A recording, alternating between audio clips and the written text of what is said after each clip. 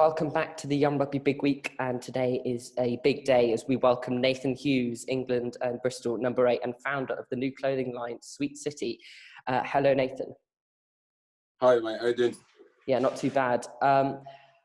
How's lockdown been for you so far? How's things going for you? Oh, it's been good. Lockdown's been up and down and stuff, like trying to motivate yourself, trying to train and keep fit, and just staying ready when the season starts, and then ready to go again. But now first part of lockdown is a bit challenging, but then now towards the the end of it, now we've got a date that when return for rugby, it gets all exciting again. So now looking forward to it. Sounds good. And if you don't mind, we'll start with a bit of rugby chat. As you said, August 15th seems to be the date that the Prem is aiming to return, and Bristol have been very active in the market, picking up some world-class players and seeming to build quite a great squad.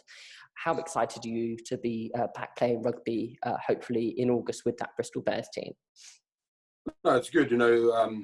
Pat's made some good signings and stuff, and it's only going to strengthen the team and going forward. And I think before lockdown, we were five on the bounce with the wins in the Premiership, and it was a good momentum going into it. But then lockdown happened. But I think everyone's kept on top of their training. Everyone's still ready to go. So when August 15th come and for us to play again, I think everyone's going to be excited to try and there's silverwares at the end of it. So I think we've put ourselves in a good position to go for some silverware, and I think everyone's excited. And the new signing, like Semi Ranjandra coming in with Kyle Sinclair and Cook, it just adds more experience and more depth into the team. So it's exciting. And if you wouldn't mind telling us more about Sweet City, how did the clothing line start? Where has it all come from, and a bit about the brand and what it offers? I think 5 weeks ago, just sitting at home and just I wore a T-shirt that had my name at the back, and then we do raising awareness for PTSD. The 25 days, 25 push-ups, and I did that, and then messages and feedback from people asking, where did you get those T-shirts from and stuff. So then one night I sat down and just said, what if I start making loads of T-shirts and then just selling it and trying to get my name out there. And came to a point where thinking about names and how I can build a brand and stuff. So Sweet City comes from the place of birth, Lautoka in Fiji. So Lautoka is also known as the Sugar City. So we've got one of the biggest sugar mills in Fiji there. So I thought I'd change sugar into sweet. So a little bit of brand. The 8 in the circle bit is the position that I play, and all the vests that I brought out, it's all based on my family, my background. So the first one that I'm bringing out is YIV Stage 5. So it's basically where I was my home back in Fiji. Then the second one is DJ Williams. That's that's my grandfather. So he passed away in 2017, so something to remember him about. Balawa is the black one, which is a place where my grandparents lived, and we were all as kids, we were all brought up there.